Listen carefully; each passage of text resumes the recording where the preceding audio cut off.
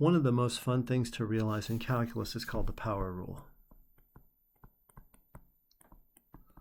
And you may remember that when we did like f of x equals x cubed, if we want to find the derivative of x, or sorry, the derivative of the function,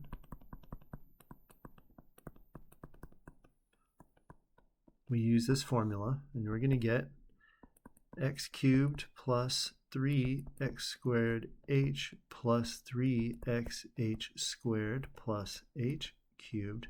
And then on this side, you're going to get minus x cubed. All this is going to be divided by h. So notice, of course, this and this cancel. And then we can cancel an h off of everything, h squared, that becomes an h, and this is gone. And what do we end up with? We end up with 3x squared, and then things with h's. This becomes 0. This becomes 0. So if I have x cubed, his derivative is 3x squared. This is important to notice because what we can do with the power rule, if it's a polynomial, is take this 3 and put it in front and subtract by 1.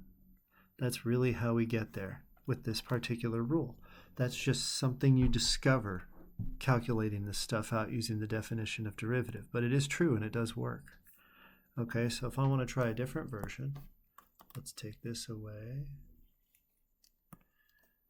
Ooh, that looks nice, but that's not the background I was hoping for.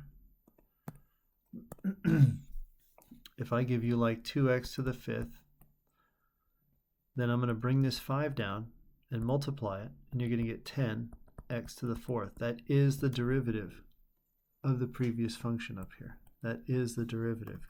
This only works with polynomials. You can't expand it far. But like, let's say I want to give you what looks like a hard problem, and it's going to look like this: 7x to the 5th minus 5 plus 2x squared plus 3x cubed. It's a cubed. How do you solve this without using this power rule? It will take you all day to cancel out your x plus h's, right? So when you bring this out, you're going to get 35 x to the 4th. And the derivative of a constant is 0, so that's just going to go away. We'll talk about that in a second too. We bring this one down, you're going to get 4x. And you bring this one down, you're going to get 9x squared. So give this a little practice.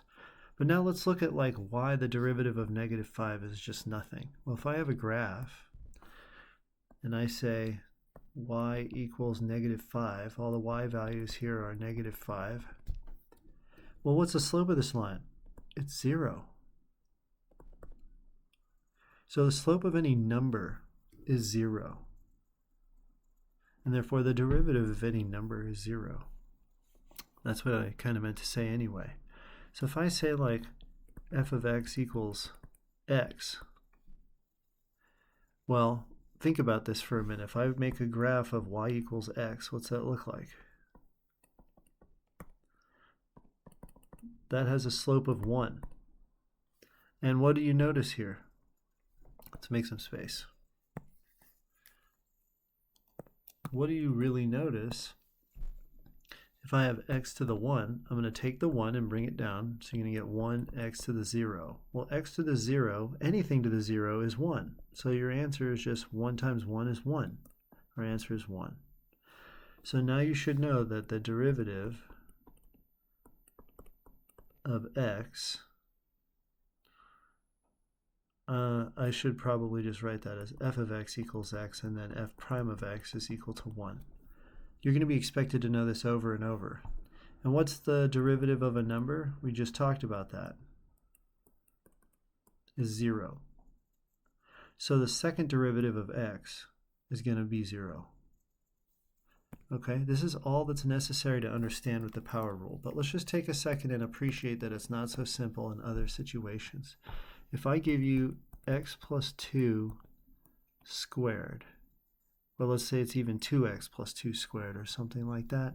Or if I give you 5 sine of x minus 2x cubed to the 5th, one part will be to bring this 5 down and to make this a 5 times 5 sine of x. minus 2x cubed to the fourth. That is part of what we will do, but it is not the entirety of it. So for now, just remember the rule. If you have an exponent that has combined terms like pluses and minuses in here, that's not a polynomial anymore. That's kind of a different breed of cat.